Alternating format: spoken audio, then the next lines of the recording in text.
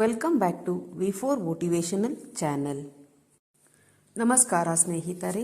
ಸ್ವರ್ಗದ ಕನಸನ್ನು ಬಿಟ್ಟು ಬಿಡು, ನರಕದ ಭಯವನ್ನು ಬಿಟ್ಟು ಬಿಡು. ಯಾರಿಗೆ ಗೊತ್ತು ಯಾವುದು ಪಾಪ ಯಾವುದು ಪುಣ್ಯವೆಂದು?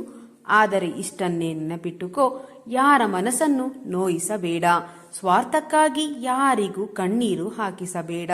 ಉಳಿದೆಲ್ಲವನ್ನು ಭಗವಂತನಿಗೆ ಬಿಟ್ಟು ಬಿಡು. ಇಲ್ಲಿ ಸಂಬಂಧಗಳು ದೊಡ್ಡದಲ್ಲ, ಪದವಿ ಇದ್ದವನು ದೊಡ್ಡವನಲ್ಲ, ಹಣವಿದ್ದವನು ದೊಡ್ಡವನಲ್ಲ. ಯಾರು ಕಷ್ಟದ ಸಮಯದಲ್ಲಿ ಮನುಷ್ಯತ್ವ ದೊಡ್ಡದು ಎಂದು ಹೆಗಲಿಗೆ ಹೆಗಲು ಕೊಡುವವನೇ ನಿಜವಾದ ದೊಡ್ಡವನು. ಶ್ರೀಕೃಷ್ಣ ಪರಮಾತ್ಮನ ಅದ್ಭುತ ನುಡಿಗಳು. ಆಸೆಗಳು ಉಳಿಸಿಕೊಂಡು ಉಸಿರು ನಿಂತರೆ ಮರಣ, ಉಸಿರು ಇದ್ದಾಗಲೂ ಆಸೆಗಳು ಇಲ್ಲವಾದರೆ ಅದುವೇ ಮೋಕ್ಷ. ಸ್ನೇಹಿತರೆ, ನಂಬಿ ಬಂದ ಮನಸ್ಸಿಗೆ ಯಾವತ್ತೂ ಮೋಸ ಮಾಡಬೇಡಿ. ಏಕೆಂದರೆ ಆ ಮನಸ್ಸು ನಿಮ್ಮನ್ನೇ ಅತಿಯಾಗಿ ನಂಬಿರುತ್ತದೆ. ಆ ಮನಸ್ಸನ್ನು ಕಳೆದುಕೊಳ್ಳಬೇಡಿ. ಅಂತಹ ಮನಸ್ಸು ಸಿಗುವುದು ಒಂದು ಬಾರಿ. ಒಂದು ಸಲ ಆ ಮನಸ್ಸು ಹೋಯಿತೆಂದರೆ ಹುಡುಕಿದರೂ ಮತ್ತೆ ಸಿಗುವುದಿಲ್ಲ. ಒಂದು ವೇಳೆ ನೀನು ಬಾಗುವುದರಿಂದ ಸಂಬಂಧ ಉಳಿಯುವುದಾದರೆ ಬಾಗಿಬಿಡು. ಆದರೆ ಪ್ರತಿ ಬಾರಿಯೂ ನೀನೇ ಬಾಗುವುದಾದರೆ ಬಾಗುವುದನ್ನೇ ಬಿಟ್ಟು ಬಿಡು. ತಕ್ಷಣವೇ ಹಿಂಡಿದ ಹಾಲು ಮೊಸರಾಗದಂತೆ ಇಂದು ಮಾಡಿದ ಪಾಪಕೃತ್ಯಗಳ ಫಲ ತಕ್ಷಣಕ್ಕೆ ಅನುಭವಕ್ಕೆ ಬರದಿರಬಹುದು. ಅದು ಬೂದಿ ಮುಚ್ಚಿದ ಕೆಂಡದಂತೆ. ಸಮಯವನ್ನು ನೋಡಿ ಒಂದಲ್ಲ ಒಂದು ದಿನ ಸರಿಯಾಗಿಯೇ ಸುಡುತ್ತದೆ. ನಿನ್ನ ಜೀವನದಲ್ಲಿ ನಿನಗೆ ಸಹಾಯ ಮಾಡಿದವರನ್ನು ದೂರ ಮಾಡಿದರೆ ಆ ದೇವರು ಸಹ ದೂರವಾಗುವುದು ಸಹಜ. ಏಕೆಂದರೆ ದೇವರು ಯಾರ ರೂಪದಲ್ಲಾದರೂ ಬರಬಹುದು. ಭಗವಂತ ನಿನ್ನ ಪ್ರಾರ್ಥನೆಗೆ ತಕ್ಷಣ ಪ್ರತಿಫಲ ಕೊಟ್ಟರೆ ನಿನ್ನ ವಿಶ್ವಾಸವನ್ನು ಇನ್ನೂ ಗಟ್ಟಿ ಮಾಡಿದ್ದಾರೆ ಎಂದರ್ಥ. ನಿನ್ನ ಪ್ರಾರ್ಥನೆಗೆ ತಕ್ಷಣ ಪ್ರತಿಫಲ ಸಿಗದಿದ್ದರೆ ನಿನ್ನನ್ನು ಪರೀಕ್ಷಿಸುತ್ತಿದ್ದಾನೆ ಎಂದರ್ಥ. ನಿನ್ನ ಪ್ರಾರ್ಥನೆಗೆ ಯಾವತ್ತೂ ಪ್ರತಿಫಲ ಸಿಗದೇ ಇದ್ದರೆ ನಿನಗೆ ಅತ್ಯುತ್ತಮವಾದುದನ್ನು ಕಾಯ್ದಿರಿಸಿದ್ದಾನೆ ಎಂದರ್ಥ. ನೆನಪಿರಲಿ ಸ್ನೇಹಿತರೆ, ಜೀವನದಲ್ಲಿ ಖುಷಿಯಾಗಿ ಇರಬೇಕು ಎಂದರೆ ಬಂದಂತೆ ಬದುಕಬೇಕು, ನುಡಿದಂತೆ ನಡೆಯಬೇಕು, ಗೆದ್ದರೆ ಬಾಗಬೇಕು. ಜೀವನದಲ್ಲಿ ಒಮ್ಮೊಮ್ಮೆ ನಮ್ಮ ವಾದ ಸರಿ ಇದ್ದರೂ ಸುಮ್ಮನಾಗಬೇಕು. ನಮ್ಮ ತಪ್ಪು ಇರದಿದ್ದರೂ ಕ್ಷಮೆ ಕೇಳಬೇಕು. ಮನಸ್ಸಿನಲ್ಲಿ ನೋವಿದ್ದರೂ ಮುಖದಲ್ಲಿ ಮಂದಹಾಸವಿರಬೇಕು. ಸೋತರೂ ಮತ್ತೊಮ್ಮೆ ಪ್ರಯತ್ನಿಸಬೇಕು. ರಾತ್ರಿ ಪೂರ್ತಿ ಅತ್ತರೂ ಮರುದಿನ ನಗಬೇಕು. ಇಷ್ಟೇ ಜೀವನ. ದುಃಖದ ಬಗ್ಗೆನೇ ಚಿಂತಿಸತೊಡಗಿದರೆ ಸದಾ ದುಃಖಿಯಾಗಿಯೇ ಉಳಿಯುವೆ.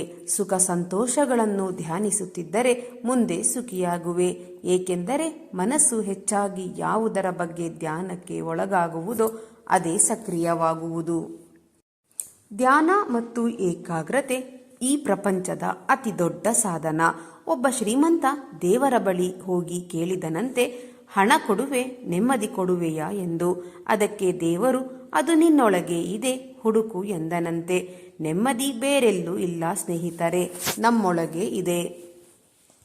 ಕೆಲವೊಮ್ಮೆ ಜೀವನದಲ್ಲಿ ಅತಿ ಕಠಿಣ ಸಂದರ್ಭಗಳು ಎದುರಾದಾಗ ಮನಸ್ಸಿನ ಯಾವುದೋ ಮೂಲೆಯಲ್ಲಿ ಎಲ್ಲವೂ ಒಳ್ಳೆಯದಾಗುತ್ತದೆ ಎಂಬ ಧ್ವನಿ ಬರುತ್ತದೆ. ಆ ಧ್ವನಿಯ ಮೂಲ ಸ್ವಯಂ ಭಗವಂತನೇ ಆಗಿರುತ್ತಾನೆ.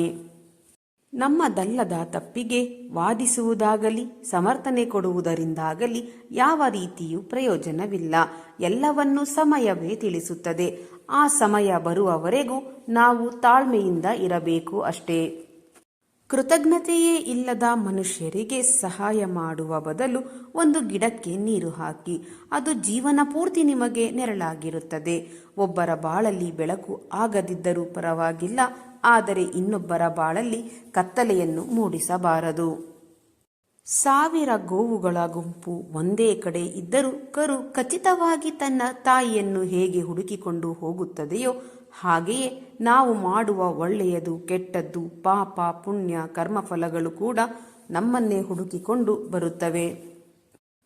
ಒಂದು ಮಾತನ್ನು ಯಾವಾಗಲೂ ನೆನಪಿಟ್ಟುಕೊಳ್ಳಿ ಸ್ನೇಹಿತರೆ, ಈ ಮುಖ, ಈ ಸೌಂದರ್ಯ, ಈ ದೇಹ ಎಲ್ಲವೂ ನಾವು ಸಾಲದಲ್ಲಿ ಪಡೆದಿದ್ದೇವೆ.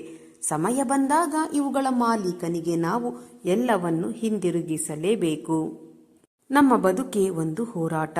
ಈ ಹೋರಾಟದಲ್ಲಿ ನಾವು ಮಾಡುವ ಕಾರ್ಯವನ್ನು ನಾವು ಪ್ರಾಮಾಣಿಕವಾಗಿ ಮಾಡಬೇಕು. ಏನು ಆಗಬೇಕೋ ಅದು ಆಗೇ ಆಗುತ್ತದೆ. ಅದನ್ನು ತಡೆಯಲು ನಮ್ಮಿಂದ ಸಾಧ್ಯವಿಲ್ಲ. ಕಾಣದ ಕೈಗಳಿಂದ ಸಾವಿರಾರು ಕುತಂತ್ರಗಳು ನಡೆದೆರೇನಂತೆ ಮೇಲೊಬ್ಬ ಎಲ್ಲವನ್ನು ವೀಕ್ಷಿಸುತ್ತಿರುವನು. ನಿಮ್ಮ ಕಣ್ಣೀರಿನ ಎಲ್ಲ ಹನಿಗಳಿಗೂ ನ್ಯಾಯ ನೀಡುವನು. ನೀನು ಉದ್ದೇಶಪೂರ್ವಕವಾಗಿ ಒಬ್ಬರಿಗೆ ಅನ್ಯಾಯ ಮಾಡಿದರೆ ಅನ್ಯಾಯಕ್ಕೊಳಗಾದವರ ಸೇಡಿನ ಭಾರವನ್ನು ಭಗವಂತ ಹೊರುವನು. ನಿನ್ನ ಕೆಟ್ಟ ಸಮಯದಲ್ಲಿ ಅವನು ಕೊಡುವ ಏಟಿಗೆ ಸಿದ್ಧನಾಗಿರು. ಚಾಡಿ ಹೇಳಿ ಒಬ್ಬರಿಂದ ಒಬ್ಬರಿಗೆ ಕಲಹಗಳನ್ನು ತಂದಿಡುವವನು ಬೇರೆ ಪಾಪಕರ್ಮಗಳನ್ನು ಮಾಡಬೇಕಾಗಿಲ್ಲ. ಇದೇ ಎಲ್ಲವೇ ನೀಚ ಸಂಸ್ಕಾರ ಎಂದರೆ ಎದುರಾಳಿ ಎಷ್ಟೇ ಒಳ್ಳೆಯ ವ್ಯಕ್ತಿಯಾಗಿದ್ದರೂ ಅವನು ಅಧರ್ಮದ ಪಕ್ಷದಲ್ಲಿದ್ದರೆ ಅವನನ್ನು ಸೋಲಿಸಲೇಬೇಕು. ಇಲ್ಲದೆ ಹೋದರೆ ಧರ್ಮ ಸೋಲುತ್ತದೆ, ಅಧರ್ಮ ಗೆಲ್ಲುತ್ತದೆ. ಆದರೆ ಭಗವಂತನಂತೂ ಯಾವ ಅಧರ್ಮಗಳನ್ನು ಉಳಿಸಲಾರ, ಸರ್ವನಾಶ ಮಾಡೇ ಮಾಡುತ್ತಾನೆ. ಸ್ನೇಹಿತರೆ, ಜೀವನದ ಅರ್ಥ ಹುಡುಕುತ್ತಾ ಹೋದಂತೆ ಆತಂಕ, ಭಯ ಯಾವುದರಿಂದಲೂ ತಪ್ಪಿಸಿಕೊಳ್ಳುವ ಹಪಾಹಪಿಗೆ ಸಿಲುಕುತ್ತೇವೆ. ಬಾಣ ಬಂದು ಬೀಳಿಸುವ ತನಕ ಆಕಾಶ ನಮ್ಮದೇ. ಯಾರಾದರೂ ನಮ್ಮನ್ನು ಗೌರವ ಕೊಟ್ಟು ಮಾತನಾಡುತ್ತಾರೆ ಎಂದ ಮಾತ್ರಕ್ಕೆ ಅವರನ್ನು ಹೇಡಿಗಳು ಎಂದು ತಿಳಿದುಕೊಳ್ಳುವುದು ನಮ್ಮ ಮೂರ್ಖತನದ ಲಕ್ಷಣ. ಕೆಟ್ಟವರ ಕೆಟ್ಟತನದ ಮಾತುಗಳಿಂದ ಅಲ್ಪ ಸ್ವಲ್ಪ ನಾಶವಾಗಬಹುದು, ಆದರೆ ಒಳ್ಳೆಯವರ ಮೌನದ ಹಿಂದೆ ಮಹಾ ವಿನಾಶವೇ ಕಾದಿರುತ್ತದೆ. ನೆನಪಿರಲಿ, ಯಾವ ವ್ಯಕ್ತಿ ಕೆಟ್ಟ ದಿನಗಳನ್ನು ತನ್ನ ಜೀವನದಲ್ಲಿ ನೋಡಿರುತ್ತಾನೆ ಅವನು ಎಂದಿಗೂ ಬೇರೆಯವರಿಗೆ ಕೆಟ್ಟದ್ದನ್ನು ಬಯಸುವುದಿಲ್ಲ. ಮನುಷ್ಯ ಐಶ್ವರ್ಯವಂತನಾಗಲು ಹೋಗಿ ಆರೋಗ್ಯವನ್ನು ಕಳೆದುಕೊಳ್ಳುತ್ತಾನೆ, ಮತ್ತೆ ಆರೋಗ್ಯವನ್ನು ಪುನಃ ಪಡೆಯಲು ಐಶ್ವರ್ಯವನ್ನು ಕಳೆದುಕೊಳ್ಳುತ್ತಾನೆ. ಈ ಹೋರಾಟದಲ್ಲಿ ಕೊನೆಗೆ ಎರಡನ್ನೂ ಕಳೆದುಕೊಳ್ಳುತ್ತಾನೆ. ಇಷ್ಟೇ ಜೀವನ.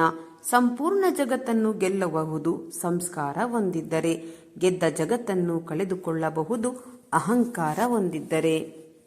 ಸ್ವಾರ್ಥದ ಕಾರಣದಿಂದ ನಮ್ಮ ಮನಸ್ಸಿನೊಳಗೆ ಉತ್ಪತ್ತಿಯಾಗುವ ಕಾಮ, ಕ್ರೋಧ, ಲೋಭ, ಮೋಹ, ಅಹಂಕಾರ ಇದೇ ನಮ್ಮ ಪರಮವೈರಿಗಳು. ಆಕಾಶದ ಎತ್ತರಕ್ಕೆ ಹಾರುವ ಹಕ್ಕಿ ಯಾವತ್ತೂ ಕೂಡ ಅಹಂಕಾರ ತೋರುವುದಿಲ್ಲ, ಏಕೆಂದರೆ ಅದಕ್ಕೆ ತಿಳಿದಿದೆ ಆಕಾಶದಲ್ಲಿ ಕುಳಿತುಕೊಳ್ಳಲು ಸ್ಥಳವಿಲ್ಲವೆಂದು. ಆದರೆ ಮನುಷ್ಯ ತನಗೆ ಸಿಕ್ಕ ಕೊಂಚ ಯಶಸ್ಸು ತಲೆಗೆ ಏರಿದರೆ ಸಾಕು ಅಹಂಕಾರದ ರೇಖೆಯನ್ನು ದಾಟುತ್ತಾನೆ. ಏಕೆಂದರೆ ಮನುಷ್ಯ ಮರೆತಿದ್ದಾನೆ ಯಾವುದು ಶಾಶ್ವತವಲ್ಲ ಎಂಬುದನ್ನು. ಬಲ ಇದೆ ಎಂದು ಅಹಂಕಾರ ಪಡಬೇಡ, ಏಕೆಂದರೆ ಕಲ್ಲು ನೀರಿನಲ್ಲಿ ಬಿದ್ದಾಗ ಅದರ ಭಾರದಿಂದಲೇ ಅದು ಮುಳುಗುತ್ತದೆ. ಒಂಟಿಯಾದೆ ಎಂದು ಕೊರಗಬೇಡ, ಸೂರ್ಯನು ಒಂಟಿ, ಚಂದ್ರನು ಒಂಟಿ, ಆದರೆ ಜಗಕ್ಕೆ ಬೆಳಕು ನೀಡುತ್ತಿಲ್ಲವೇ? ಹಾಗಾಗಿ ಜೀವನದಲ್ಲಿ ಕೆಲವೊಮ್ಮೆ ಒಂಟಿಯಾದಾಗಲೇ ನೀನು ಏನು ಎಂದು ಅರ್ಥವಾಗುವುದು, ನಿನ್ನ ಸಾಮರ್ಥ್ಯ ಎಷ್ಟು ಎಂದು ತಿಳಿಯುವುದು. ಪ್ರಾಮಾಣಿಕವಾಗಿ ಮಾಡುವ ಕೆಲಸ ಯಾವುದಾದರೇನು ನಮಗೆ ಒಂದು ತುತ್ತು ಅನ್ನ ಕೊಡುತ್ತಿದ್ದರೆ ಅದರ ಮೇಲೆ ಗೌರವವಿರಲಿ. ಕೊನೆಯದಾಗಿ ಸ್ನೇಹಿತರೆ, ಸಂಬಂಧ ಗಟ್ಟಿಯಾಗಿ ಇಟ್ಟುಕೊಳ್ಳಬೇಕೆಂದರೆ ಕೆಲವೊಮ್ಮೆ ಕುರುಡು, ಕೆಲವೊಮ್ಮೆ ಕಿವುಡ, ಇನ್ನು ಕೆಲವೊಮ್ಮೆ ಮೂಗರಾಗಿ ಇರುವುದನ್ನು ಕಲಿಯಲೇಬೇಕಾಗುತ್ತದೆ. ಮತ್ತೆ ಮುಂದಿನ ವಿಡಿಯೋದಲ್ಲಿ ಇದೇ ರೀತಿಯ ಹೊಸ ಪ್ರೇರಣಾದಾಯಕವಾದ ಮೋಟಿವೇಶನಲ್ ಮಾಹಿತಿಯೊಂದಿಗೆ ಭೇಟಿಯಾಗೋಣ. ಅಲ್ಲಿಯವರೆಗೆ ಸಕಾರಾತ್ಮಕವಾಗಿ ಯೋಚಿಸಿ ಸಂತೋಷವಾಗಿ ಬಾಳಿರಿ. ಧನ್ಯವಾದಗಳು.